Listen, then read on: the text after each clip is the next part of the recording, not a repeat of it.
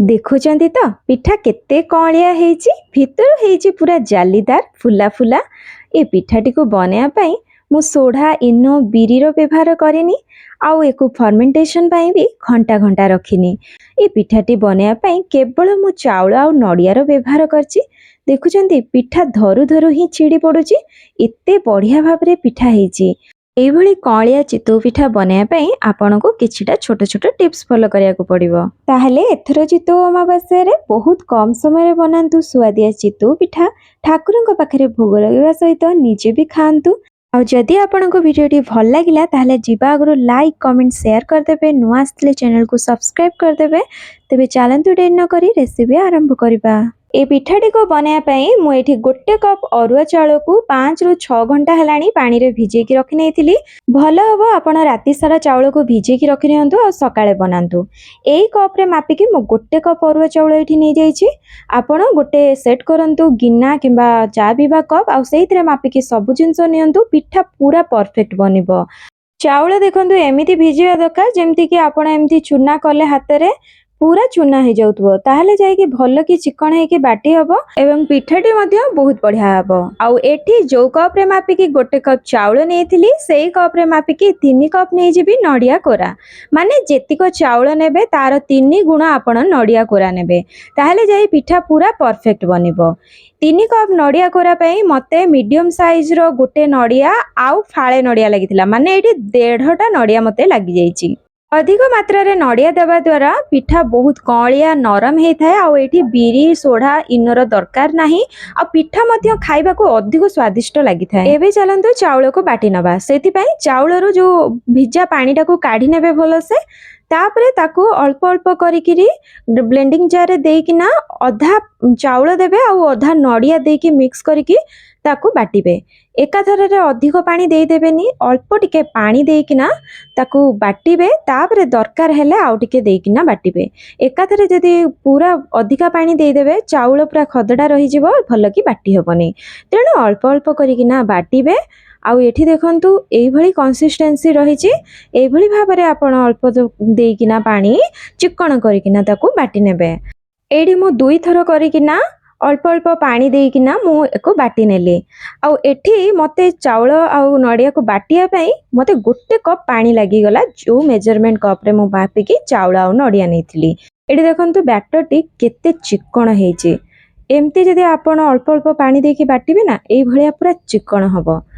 एबे एठी गैस ऊपर आ गोटे पैन बसै नेची। से कप रे मापी की गोटे कप मु एठी पानी दे देइची। आउ पूरा भलो कि पानी को फुटिया पाइन देबे। आउ ये फुटिया पानी को नै किना से आणरे अल्प अल्प करके देबे। ए गरम गरम फुटा पानी जदि आणरे आपण देबे ताहले पिठा बहुत ही बढ़िया भाबे फुलिबो। आउ आपण को आण को पूरा फर्मेंटेशन पाई रखिबा को पड़िबो नाही। मु से मेजरमेंट कप रे हाफ कप काढी नेथिली पानी। आउ से हाफ कप पानी रु मु अल्प अल्प करके प्रथमे देबी आ मिसेबी। एका थरे दे देबी तो जणा पड़िबोनी जे केते पानी देली। एठी बैटर टी आपणकर पूरा गाढ़ हबनी कि पूरा पतला भी हबनी। एठी पूरा मीडियम रहिबो। एई भली भाबरे जेमति आपण देखुचंती वीडियो रे। एई भली जदी आपण रखिबे गाढ़टा ताहले पिठाटा बढ़िया फुलिबो। एठी मु हाफ कप गरम पानी देइची। आउ एठी मोर हेई गला एई भली कंसिस्टेंसी रहया दरकार। देखंतु जेमति चामच रे एमति देखिबे एमति हल्का ट्रांसपेरेंट देखाउतबो पूरा देखाउ नथबो। एई भली ही रहिले पिठा बहुत ही बढ़िया भाबरे परफेक्ट बनिबो। एठी एबे आण रेडी हे जाईची। एबे इथरे आवश्यक मुताबिक लूण दे दबा। आपन को जदि मिठा चितौ पसंद ताहले इथरे आपन गुड़ किंबा चीनी देई परिबे। मु केवल एटा लूण देकी ही बनेबी। आउ एठी मु भलो भाबरे ताको गोळेई नेबी। आउ एबे आमे सांगे सांगे बनेबा। गरम पानी देइथिले फर्मेंटेशन जेमति मु कहिली दरकार नाही। आउ एको आपण सांगे सांगे बनेई परिबे। एबे पिठा गड़िया पई गैस ऊपर बसे नेची गोटे कढ़ेई। एमती मोटा और गभीरिया कढ़ेई नेबे जद्वारा पिठा तळे लागिबनी आ बढ़िया भाबरे पिठा बनिबो। एबे गैस रो फ्लेम को हाई करिकी भलो भाबरे कढ़ेई को गरम करनेबी। भलो कि गरम हेले जाई कि आपण पिठा बनेबे। एठी मु अल्प टिके गुआ घियो दे दोउची जद्वारा पिठा सहज रे बाहरी आसीबो आ टेस्ट बहुत भलो लागि थाए। तापरे मु गोटे छोटो गिना मु एठी नै जाउची आण आ देखिना एमती छोटिया प्लेट रे कवर कर नउची। आ करिके ऊपर टिके मु एमती पानी दे दोउची। तापरे गोटे कॉटन कपड़ा को ओदा करिकिना माने पूरा चिपुड़ीबेनी दर चुपुड़ा करिकिना ताकू आपण साइड रे एमती देदेवे। एमिति कले भितर बांफटा बाहर को बाहरिबनी आ बढ़िया भाव में पिठा मध्य फुलिब। आउ गैस रो फ्लेम को मीडियम टू हाई रे रखिकी ही पिठा करिवे।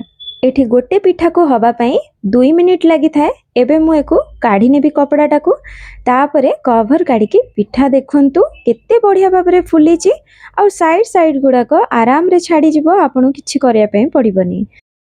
देखंतु पिठा एबे हेई गला। आउ सेई भली भाव में मो बाकी तक को मध्य करि नेबी। ताहले आपन को एठी गोटे जिंसर ही ध्यान रखिया पड़िबो परफेक्ट चितौ पिठा बनिया पई कि ना, जेतिक आपण चाउल नेबे तार 3 गुणा आपण नड़िया कोरा नेबे, मापिकी नेबे। बढ़िया चितौ पिठा हबो। आण को अधिक पतला करिवेनी, पूरा मीडियम रखिबे आण को, आ पिठा परफेक्ट बनिबो। आशा करूची आपण मानको पसंद आस्तिबो।